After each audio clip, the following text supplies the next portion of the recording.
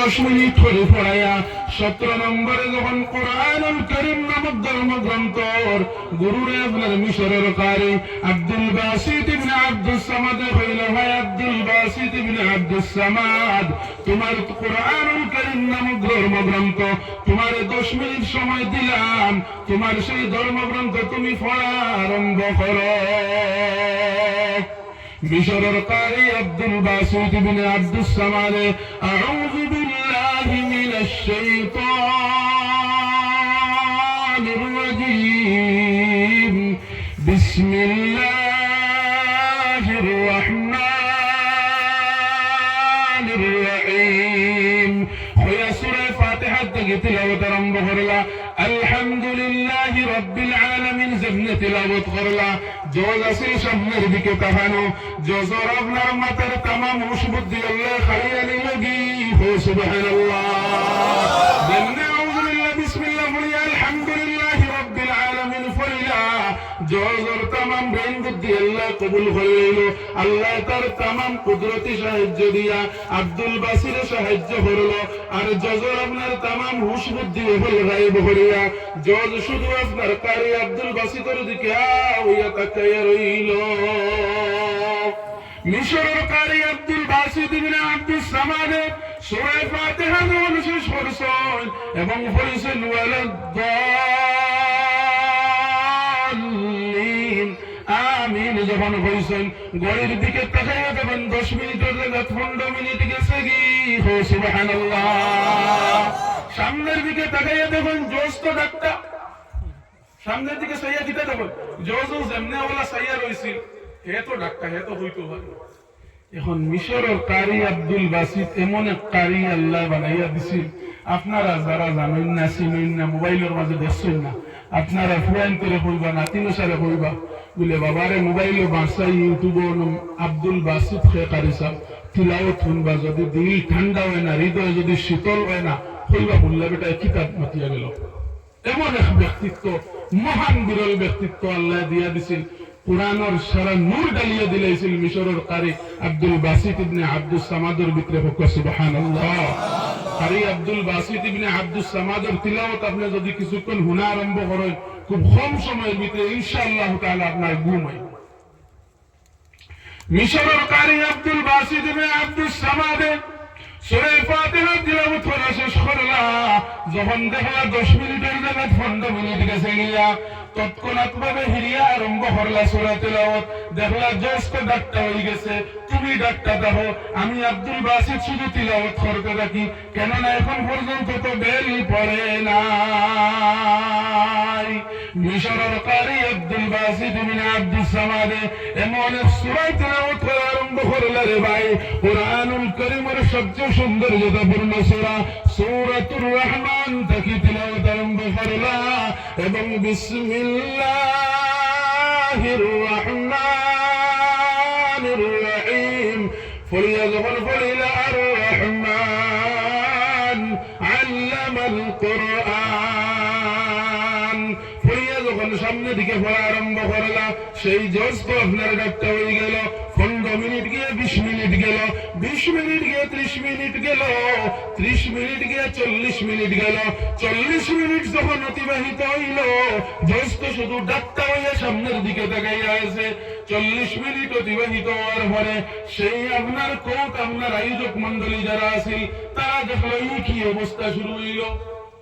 ইবাদি মিশরের কারি আব্দুল বাসিতে 10 মিনিটের জায়গা 40 মিনিট হইয়া আছে, তিলাওয়াত চলতে আছে, আর ইবাদি জজ বেটা কোনো বেলো মানে না কোনটা না, ইগু ডাক্তার হয়ে গেল বেয়া হওয়ার কথা।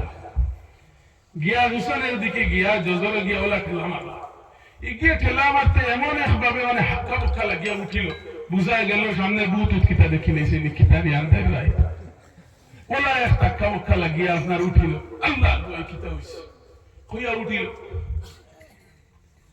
জজরে যখন আয়োজক মন্ডলী হইলা, হ্যাঁ প্রত্যেকজন ধর্মগ্রন্থ হলরে 10 মিনিট সময় দিলায়, 16খানা ধর্মগ্রন্থ হলরে একটা কিনলে 16 পর্যন্ত প্রত্যেক ধর্মগ্রন্থের গুরু হলরে 10 মিনিট সময় দিলা।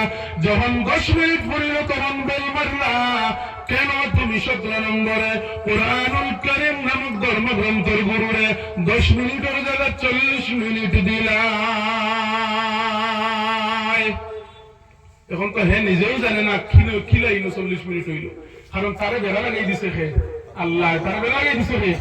তার হুশ বুদ্ধি সারাও তো আল্লাহর দেওয়া, আল্লাহ তার হুশ বুদ্ধি নিয়ে স্টক করে রাখি দিছে। টাইম তো আল্লাহ বেকা লাগিয়ে যাবো, নিজেও জানে না হে কেন আছে, হে কিতাব হইতো হে উঠিয়া হয় আমি নিজেও জানি না। তো মিশরের কারি আব্দুল বাসিত ইবনে আব্দুস সামাদ যখন সূরা ফাতিহা তিলাওয়াত আরম্ভ করলো, আউযু বিল্লাহ বিসমিল্লাহ বলে যখন আলহামদুলিল্লাহি রাব্বিল আলামিন বলিল, যখন হইল সমস্ত প্রশংসা আল্লাহর জন্য, তখন কি যেন মন্ত্র পড়িল, আমার তামাম হুশ বুদ্ধি গায়েব হয়ে গেল। তখন তাকি লয়া 40 মিনিট পুরা অবধি আমি জজে কিচ্ছু বুঝি নাই। সুবহানাল্লাহ।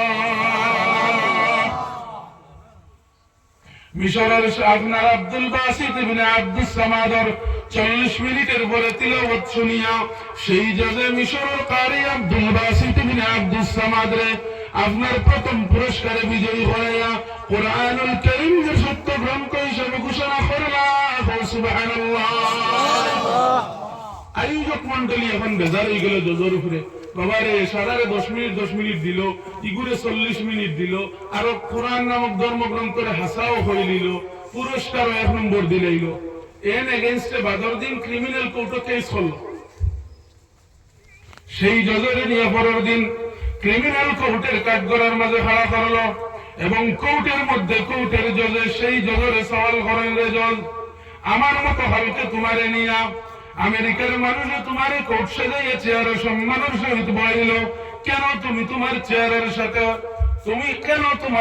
সাথে গাদ্দারি করো, কেন তোমার চেয়ারের সাথে বেঈমানি করো, কেন তুমি এই কাজ করো? প্রত্যেকজন ধর্মগ্রন্থের গুরুরে 10 মিনিট সময় দিলায়, কেন আব্দুল বাসিত নামক আপনার ধর্মগ্রন্থের গুরুরে 10 মিনিটের জায়গায় 40 মিনিট দিলায়? এরপরে কেন আব্দুল বাসিতরে বিজয়ী হিসাবে ঘোষণা করলাম? সেই জজে কোর্টের জজের জবাব দেন, হে জজ সাহেব, আমি যখন চেয়ারের মাঝে বলেছি প্রথম থেকে লইয়া 16 নম্বর পর্যন্ত প্রত্যেক ধর্মগ্রন্থরে 10 মিনিট সময় দিলাম, আপনি আমার সময়ের দিকে তাকাইন, আপনি আমার রিপোর্ট দেখেন, 10 মিনিট পড়িছে, 1 সেকেন্ড দেরি হয়েছে না, সাথে সাথে বেল বাজাইছি, কিন্তু 16 নম্বর পর্যন্ত 16টা ধর্মগ্রন্থ যখন শেষ হইল পড়া, 17 নম্বরে যখন মিশরের কারি আব্দুল বাসিত ইবনে আব্দুস সামাদ পড়া আরম্ভ করলো, আউযু বিল্লাহ বিসমিল্লাহ পড়িয়া যখন হইল আলহামদুলিল্লাহি রাব্বিল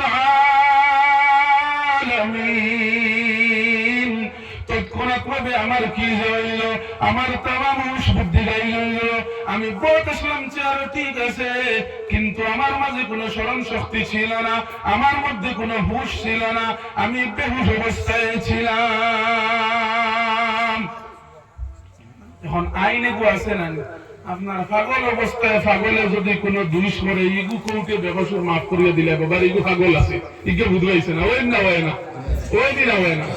শরীয়তের মাসাইল হল আছে, আমারও মুফতি সাহেব বয়াত আছেন আমার মাদ্রাসা তে, আপনার মাথা গরম অবস্থায় পাগল অবস্থায় তালাক পর্যন্ত দিলাইলে ইতারে বিভিন্ন পথ হল শরীয়তে বাতাইয়া দিছে, এটা অনেক কিছু মাফ হয়ে যায়। ওই না হয় না, মানে ইগুর ব্রেইন আসিল না, ইগুর হুশ বুদ্ধি আসিল, এই কিতাব হয়েছে বুঝবাইছে না।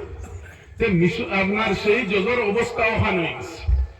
সর্বশেষে আপনার আমেরিকার গৌতম সেই জজ আপনার বেকসুর খালাস হইল এবং আমেরিকার সেই কোর্ট সরকারি ভাবে আপনার কোরআনুল কারীম নামক ধর্মগ্রন্থের সত্য ঘোষণা করিয়া মিশরের কারি আব্দুল বাসিত ইবনে আব্দুস সামাদ সরকারি ভাবে প্রথম পুরস্কার পাওয়া দিলা।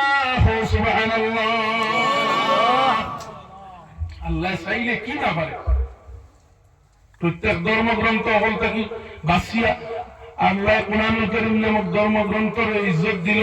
কোরআনুল কারীম নামক ধর্মগ্রন্থের কারণে আপনার মিশরের কারি আব্দুল বাসিতরে ইজ্জত দিল এবং সারার সামনে কোরআনুল কারীমকে সত্য আল্লাহ সাজাইয়া দিল। এটা আল্লাহর একমাত্র বাহাদুরি, এটা একমাত্র আল্লাহর বাহাদুর। আমরা কৌতুকিয়া উপাধির বাদে জজ হওয়ার সময় বেউস হইব না, বরং জজর ডরে আমরা বেউস হইব। অনেক মুখ ছুটি দিব, হয় না হয়ে যায়, কিন্তু এটা জজ বেউস হয়ে গেছে। মুসলমান হল এখানে ধর্মগ্রন্থ, যেই ধর্মগ্রন্থরে পাহাড়ে গেছে নাই, যেই ধর্মগ্রন্থ বিশ্ব নবীর উপরে নাজিল হওয়ার আগে আল্লাহ যখন দরিয়ারে সওয়াল করছে, দরিয়া কোরআনুল কারীম নামক ধর্মগ্রন্থ আমি তোমার কাছে দিতাম চাইয়ার, দরিয়া কোরআনুল কারীম নামক ধর্মগ্রন্থের নাম শুনিয়া পানিয়ে পাটল ধরা আরম্ভ করেছে এবং রব্বুল ইজ্জত ওয়াল জালাল দরবার দরিয়া খান্দন আরম্ভ করিয়া জানায়, রে মওলাই কারীম, কোরআনুল কারীমের কথা শুনিয়া, কোরআনুল কারীমের নাম শুনিয়া দরিয়ার পানি ফাটা আরম্ভ হইয়াছে। না জানি যদি কোরআনে কারীম আমারে গোছাও, দরিয়ার তামাম পানি শুকাই যাব। সুবহানাল্লাহ।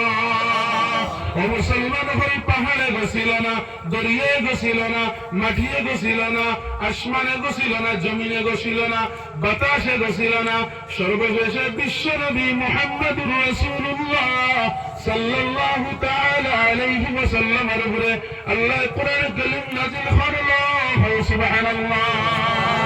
এই কোরআনুল কারীম আমার আল্লাহ রব্বুল ইজ্জত ওয়াল জালালে ফরমাইন, আল্লাহ তা'বুদু ইল্লা ইয়্যাহু ওয়া বিল ওয়ালিদাইনি ইহসানা ইম্মা ইয়াবলুগান্না ইনদাকাল কিবরা আহাদুহুমা আও কিলাহুমা ফালা তাকুল লাহুমা উফফিন ওয়ালা তানহারহুমা وقل لهما قولا كريما। আল্লাহ কোরআনুল কারীমের মধ্যে ফরমান, আল্লাহ তা'বুদু ইল্লা ইয়্যাহু, আমি আল্লাহ ব্যতীত আর কারোর সামনে মাথা ঝুঁকাইবে না। ওয়া বিল ওয়ালিদাইনি ইহসানা, তুই তোর মা এবং বাবার উপরে ইহসান কর। ইম্মা ইয়াবলুগান্না ইনদাকাল কিবরা আহাদুহুমা আও কিলাহুমা فلا تقل لهما اف ولا تنهرهما, তুই তোর মা এবং বাবার বেয়ে রাগান্বিত হইবে না, তুই তোর মা এবং বাবার বেয়ে গুসা হইবে না, তুই তোর মা এবং বাবা দুজন কিংবা তো একজন যদি বৃদ্ধ হয়ে যান, তোর মা এবং বাবা দুজন কিংবা তো একজন যদিও চলে যান, সন্তান রে তুই তোর মা এবং বাবার বেয়ে লাল চোখ বানাইয়া কুদান মারবে না, তুই তোর মা এবং বাবার বেয়ে নারাজ হইয়া উফ হইবে না।